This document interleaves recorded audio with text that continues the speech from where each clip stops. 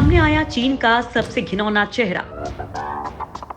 5 भारतीयों को उठाने पर चीन का नया पैंतरा। दोस्तों, लद्दाख तनाव के बीच एक बार फिर चीन का घिनौना चेहरा सामने आया है। भारत के अरुणाचल प्रदेश से 5 भारतीय युवकों का अपहरण करने वाला चीन अब दादागिरी पर उतारू हो गया है। लद्दाख के बाद चीन ने अरुणाचल प्रदेश पर भी हक जमाने लगा है। चीन के विदेश मंत्री के प्रवक्ता झाओ लिजियन का कहना है कि वो अरुणाचल प्रदेश को अपना हिस्सा मानता है और यहाँ से गायब हुए 5 लोगों के बारे में उनके पास कोई जानकारी नहीं है। चीन के सरकारी भूमपू ग्लोबल टाइम्स ने विदेश मंत्री के प्रवक्ता झाओ लिजियन के बयान को ट्वीट करते हुए लिखा है कि चीन ने कभी भी तथाकथित अरुणाचल प्रदेश को मान्यता नहीं दी है, जो कि चीन का दक्षिण तिब्बत क्षेत्र है। इसके साथ ही उन्होंने कहा कि हमारे पास अभी तक भारतीय सेना के बारे में 5 लापता भारतीयों के बारे में पीएलए को एक संदेश भेजने के बारे में कोई जानकारी नहीं है। कौन है झाओ लिजियन?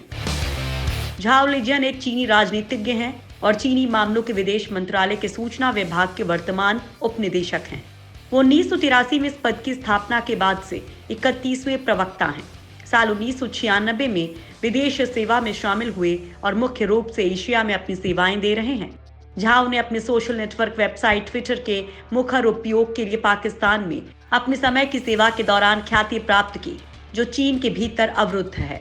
उन्हें चीन के वुल्फ वॉरियर राजनयिकों की नई पीढ़ी के एक प्रमुख नेता के तौर पर जाना जाता है। भारतीय युवकों को चीनी आर्मी ने किया अगवा। कहा जा रहा है कि इन युवकों को चीन की पीपल्स लिबरेशन आर्मी ने अगवा किया है। गांव वालों का दावा है कि ये युवक भारतीय सेना के लिए पोर्टर के रूप में काम करते थे, जो दुर्गम क्षेत्रों में सामान की ढुलाई करते थे। ये भी कहा जा रहा है कि ये युवक संभवतः जंगल की ओर गए होंगे, जहां से चीनी सेना के हत्थे चढ़े। लापता आदिवासी युवकों में से एक के भाई ने फेसबुक पर पोस्ट किया था कि चीनी सेना नाचो के पास इंटरनेशनल बॉर्डर आईबी से भारतीय सेना के सेरा 7 पेट्रोलिंग इलाके से भारतीय युवकों को उठा ले गई है। इस इलाके में अपहरण की जांच के लिए एक पुलिस टीम को मैकमोहन लाइन से सटे सीमावर्ती क्षेत्र में भेजा गया है। ये लाइन अपर सुबनसिरी जिले को तिब्बत से अलग करती है। ये जगह जिला मुख्यालय दापोरजियो से 120 किलोमीटर दूर उत्तर की ओर है। फेसबुक पोस्ट के बाद से ही जिला प्रशासन अलर्ट हुआ। नाचो गांव सेरा 7 से करीब 10 से 12 किलोमीटर दूर स्थित है। यहाँ के लोगों का दावा है लापता युवक पोर्टर के रूप में सेना से जुड़े हुए थे, जो सामान की ढुलाई करते हैं और इलाके में सड़क और मोबाइल नेटवर्क न होने की वजह से वे गाइड के रूप में काम करते हैं।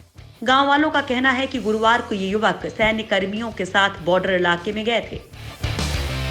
ऐसे चढ़े चीनी सेना के हत्थे। पूर्व मंत्री निनोंग एरिंग ने कहा, यहाँ के लोगों का सेना के लिए पोर्टर के रूप में काम करना आम बात है। उन्होंने आशंका जताई लापता युवक आर्मी पोस्ट में सामान की ढुलाई करने के बाद जरूर जंगल में शिकार करने या जड़ी बूटी इकट्ठा करने गए होंगे। लापता युवकों की पहचान टोच सिंगकम, प्रसाद रिंगलिंग, डोंगटू एबिया, तनु बाकेर और गारूडिरी के तौर पर हुई है। केंद्रीय मंत्री किरण रिजिजू भी अरुणाचल प्रदेश से आते हैं। ऐसे में उन्होंने इस मामले को लेकर ट्वीट किया। उन्होंने लिखा कि भारत ने चीन के सामने इस मसले को उठाया है। बॉर्डर पर सेना ने हॉटलाइन के द्वारा ये बात सामने रखी है। अब भारत को चीन के जवाब का इंतजार है। आपको बता दें कि लद्दाख की तरह ही अरुणाचल प्रदेश में भारत चीन सीमा निर्धारित नहीं है। ऐसे में वहां भी इस तरह की घटनाएं होती हैं, जहां सेना एक दूसरे के इलाके में घुसती हैं। हालांकि कुछ इलाका नो मैंस लैंड है, लेकिन आसपास गांव नजदीक होने के कारण गांव वाले जानवरों को चराते हुए इधर उधर निकल जाते हैं। एक तरफ लद्दाख में जहां चीन गुस्ताखी कर रहा है, ऐसे में साफ है कि वो लद्दाख से ध्यान हटाने के लिए अरुणाचल में इस तरह की हरकत कर सकता है।